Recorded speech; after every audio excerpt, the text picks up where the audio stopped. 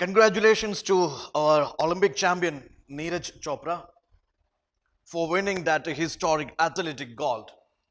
And my dear students, each of you can make us proud by winning this prelims examination, UPSC Prelims examination. And UPSC Prelims can be cleared by applying the common sense also. I have seen my own previous students with a 50% knowledge and 100% practice, they cleared prelims examination. Now, in 100 questions, 35 to 40 will be the maximum which you may say that directly asked from your syllabus. 50 to 60 questions you may feel strange questions. UPSC is always like that. But by applying your common sense, you can answer majority of those questions and you can easily rise above the cutoff. So how to apply the common sense? Let's discuss now. Yeah, UPSC prelims question has 4 choices. Every UPSC prelims GS1 question has 4 choices. You know that. A, B, C, D. Okay. Sometimes when out of the 4 choices, maybe 2 choices will be mutually conflicting with each other. Okay, they are contrasting with each other, opposing. They are mutually opposing each other. Most of the cases, such choices, one of them will be definitely a wrong choice, one of them will be definitely a right choice. So, watch out. Mutually conflicting choices, mutually opposing choices. Okay, then there is too strange. Sometimes you may feel that what on earth made UPSC to frame such a statement? Unnecessarily complicated, too strange. Even it is not matching with the context of the question. So you always suspect such kind of the strange choices. Whenever UPSC gives such kind of the strange choices, most cases such strange choices gone wrong.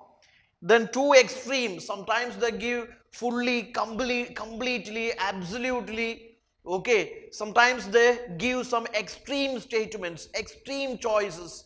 Most cases such statements also gone wrong. Then they are giving some unwanted, numerical values, unwanted numerical values. You may feel that even without giving such numerical values, that statement is correct. And why they are giving such numerical, why they are adding some numerical values to such a statement?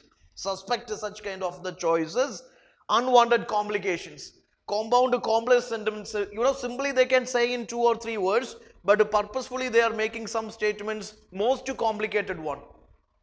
So such cases also, most cases also, such choices gonna be wrong choices, okay. So these are some areas where we apply our common sense in order to reach out to this right choice. But it all happens through practices only. And my humble advice to all of you guys, now 60 plus days left for your examination, you must have a good number of practice. I mean, you must have good practice of a good number of questions, good number of UPSC mock test.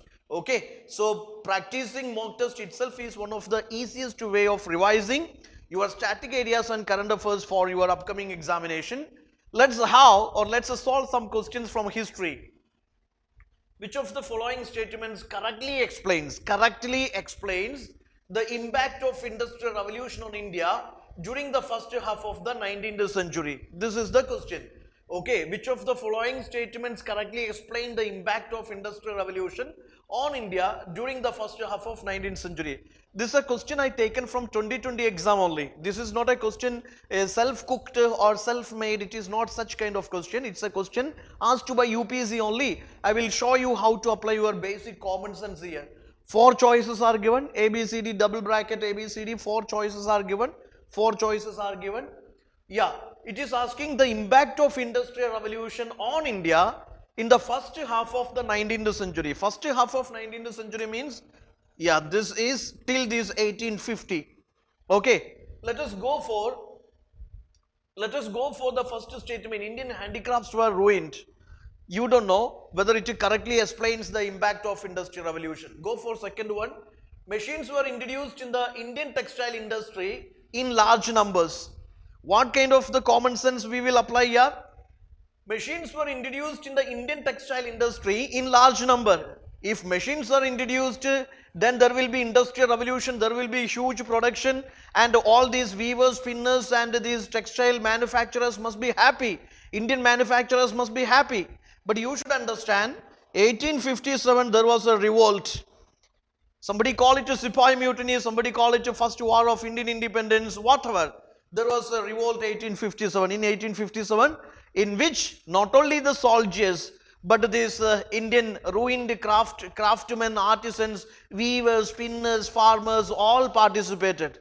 Because they were too tired of these economic policies of the British. So if industrial revolution happened here, if machines introduced here, if production multiplied, if there is surplus income, why these people should participate in 1857 revolt?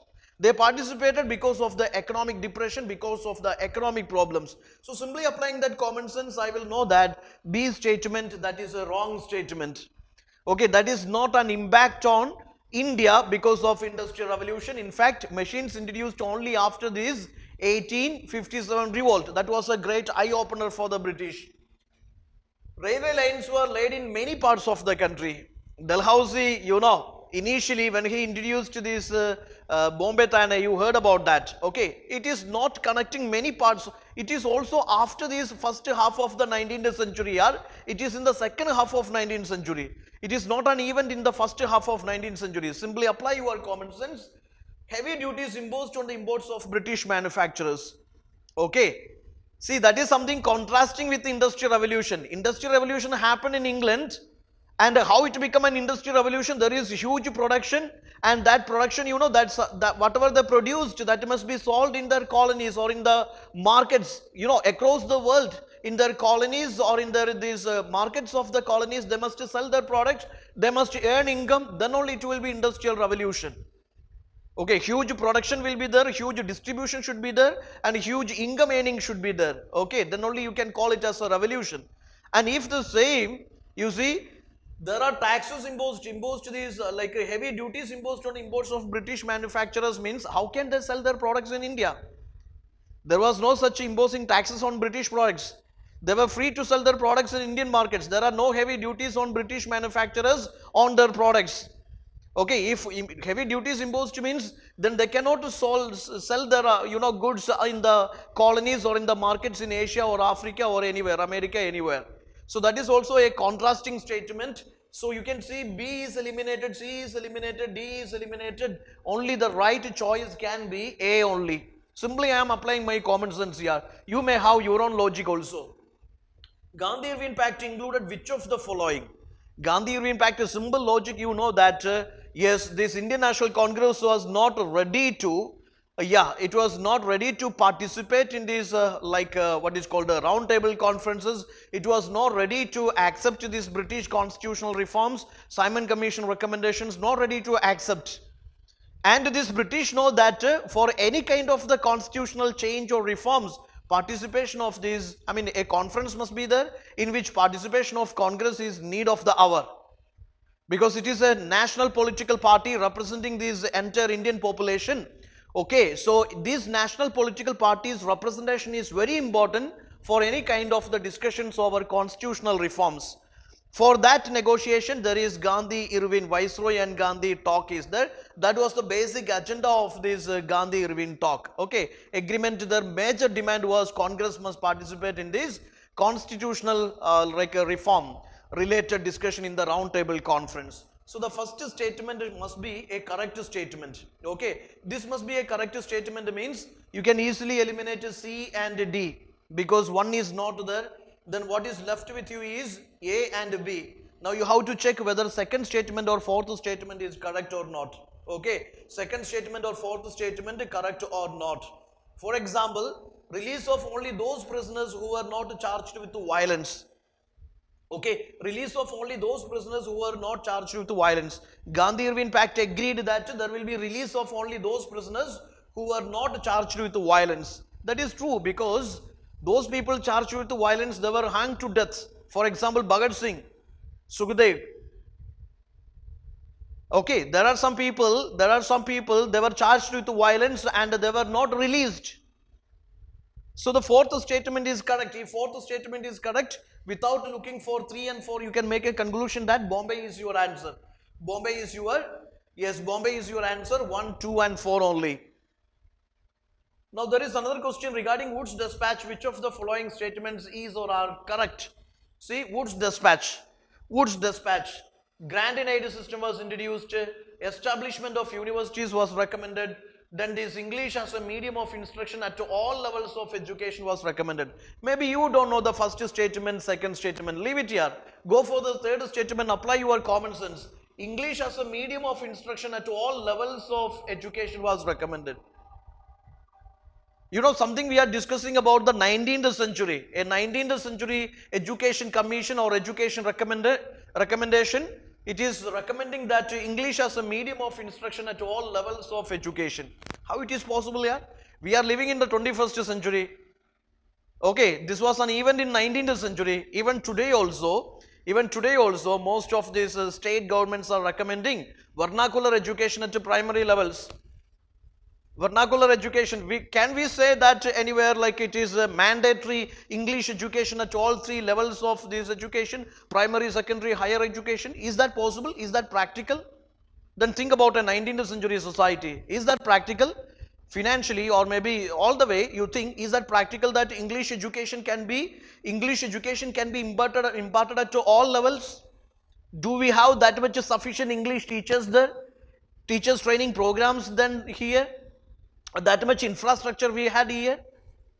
Okay, so there is a problem. English as a medium of instruction at all levels of education, there you have to suspect it is wrong. If the third statement is wrong, you can easily reach this answer, which is, because B, C, D, if you check, all have these 3 and only one which is without 3 is 1 and 2 only. A is your answer. A is your answer. 1 and 2 is your answer. Okay. Now there is a similar pattern. I am introducing you a model question. Buddha was always depicted in the symbolic form in Madura and Gandhara. There are some extreme words are used. It is all about the 3 schools of art, Gandhara, Madura, Amaravati. Buddha was always depicted in symbolic form in Madura and Gandhara. Always depicted.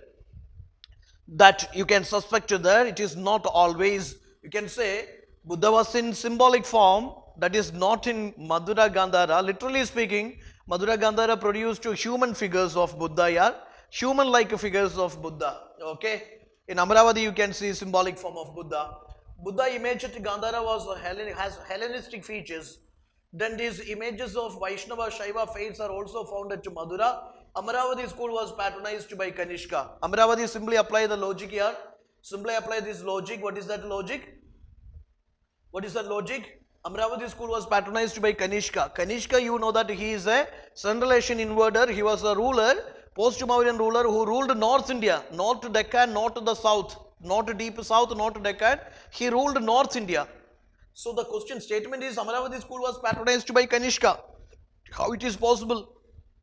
He is ruling in North India, and how can we say that it was patronized by Kanishka? Logically, that is incorrect. When you apply your common sense, it is not correct. So you are eliminating fourth statement, you are eliminating first statement. If you eliminate first and second statements, you easily reach this answer, because C is the only answer which is having 2 and 3. Rest of them is having either 1 or 4. So you understood 1 and 4 are wrong. Then your answer is 2 and 3 only. C is your answer. So we will have more elimination strategies, more elimination techniques in the sessions. All of you continue watching this series and do watch our Let's Score series and other conceptual videos. Wishing all the best, and try to practice maximum number of UPSC standard mock test and model questions, which will definitely help you to clear prelims this year. All the best, and please do subscribe our channel, share with your friends, and your valuable feedback just leave in the comment box. Thank you.